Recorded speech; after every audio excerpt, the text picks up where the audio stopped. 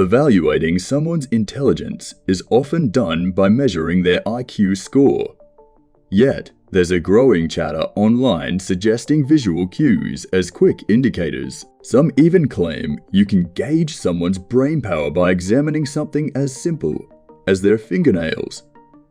Can we genuinely determine if someone's thinking capacity is on par with Homer Simpson's just by that? Let's dive in and see. But first, a quick note, the points discussed here should not be seen as definitive markers.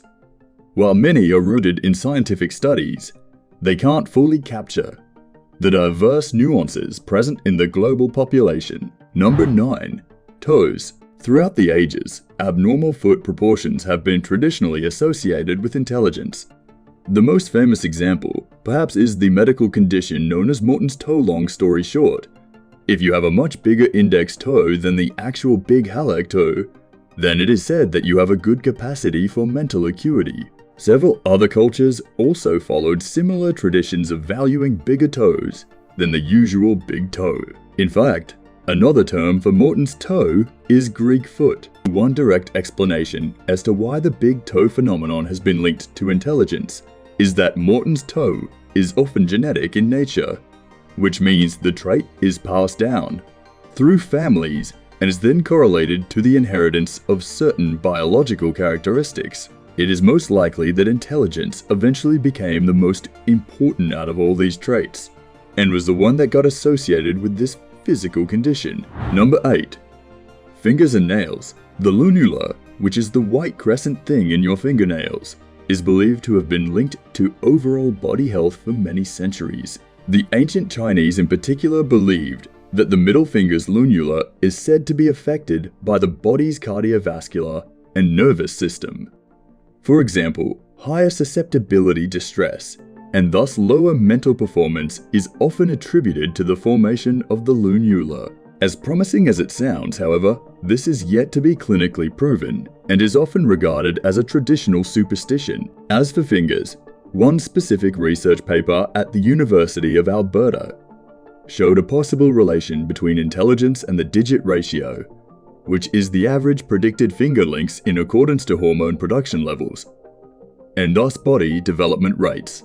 During an infant's formative months, men usually have ring fingers that are longer than index fingers, so their finger ratio is lower than 1. In females, the two fingers are more likely to be the same length because of the sex difference. Some scientists believe that a low ratio could be a marker for higher prenatal testosterone levels, although it's not clear how the hormone might influence finger development with the girls. There was no correlation between finger ratio and numeracy, but those with higher ratios, presumably indicating lower testosterone levels, had better scores on verbal abilities. Long ring fingers were also loosely associated with better financial trading skills. This was particularly prevalent in men, as proven by yet another similar research paper by the University of Bath in the UK. In this research, index and ring finger linked differences also often coincided with better analytical and mathematical performance due to the perceived increase in male-oriented hormone levels before birth. Number 7. Hands. Susan Golden Meadow, Chair of Developmental Psychology at the University of Chicago, has researched the subject of reinforced acquisition of information with hand gestures over the years. The basic concept is that hand gestures represent what is known as embodied cognition. That is, hands are able to form expressions that indirectly show how we work out our thoughts. During her TED Talk in 2011, she demonstrated how specific child subjects in one experiment showed different levels of understanding when children reacted and created different explanatory gestures of varying complexities to the same given problem or situation. This was further demonstrated with other similar child subjects, as they were also able to pick up information significantly better when the appropriate representational gestures were added to explanations. In another similar research that also involved the topic of hands representing intelligence, German scientists at the Humboldt University of Berlin also demonstrated in a controlled experiment. The gestures are more prevalent in people with higher fluid intelligence based on the results of their tests. The higher the participants rated fluid intelligence, the higher the tendency to explain things using representational hand and arm gestures. So by using hand gestures, you can tell someone might have a better understanding than someone not using them, as their gestures try to move mold and form around what the speaker is currently referring or explaining. Number 6. Earlobes. Researchers at the Harvard University in 2011 have discovered a somewhat weird correlation between asymmetrical earlobes and people with relatively exceptional leadership potentials. The sample group that had markedly bigger earlobes on one side was reported to be able to perform better by at least 20. The study was, of course, presented with a strong disclaimer. However, the researchers posited that asymmetrical earlobes may yet be another specific inherited trait, much in the same manner as Morton's toad. The abnormal earlobes were shown to be part of a genetic set of traits, which as a whole is packaged with other qualities, like increased levels of learning. Also, people who had such physical qualities often grew up being more sensitive about information around them, though this connection is linked to leadership qualities anyway. So it is somewhat expected, given the aforementioned correlation. Number 5.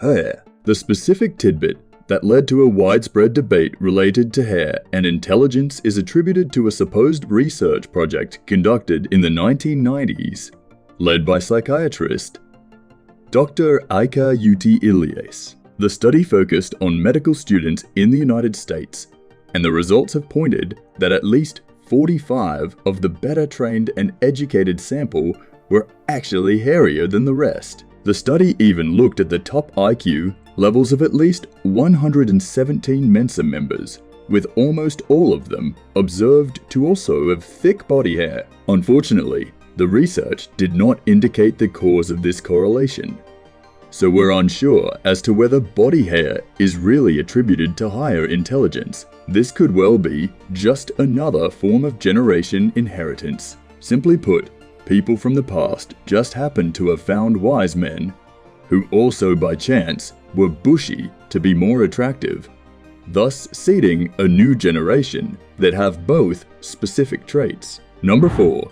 Lips. There are no direct peer-reviewed studies or institutional research that discusses lips as an indicator of intelligence. That being said, it is generally believed that thinner lips are associated with higher potential intelligence for men. One simple explanation for this is that lip size affects someone's level of mouth articulation. Every word is pronounced clear with thinner lips compared to other lips, shapes, or sizes, and this makes it seem as if people with thinner lips are more intelligent. On the flip side, International Women's Magazine, Cosmopolitan pointed out that a well-defined Cupid's bow-shaped upper lip is a sign of feminine wit, not the academic genius type of intellect, but a more practical, more pragmatic variety also. Like in men's thin lips, such lip shapes also make mouth articulation more apparent, thus increasing someone's intellectual appeal. Number 3. Hips. In 2009, researchers at the universities of Pittsburgh and California, Santa Barbara surveyed at least 15,000 women and found out that the iconic sexy hourglass figure may have an indirect link to someone's IQ. Specifically, data from cognitive tests and data of the hip to waist ratio of the very same subjects is somehow related to each other. The bigger the hip measurement difference, the higher the subject's IQ appears to be. The results not only reflected on female subjects, but even seem to extend to their children as well. The reason for this correlation: the curvier, sexier bodies apparently represented higher levels of omega-3 fatty acids in essential body fat, directly responsible for brain growth in developing infants. Of course, this is not universal across all women, but the link was demonstrated to be sufficient enough to put forward a solid conclusion for the study. Number 2.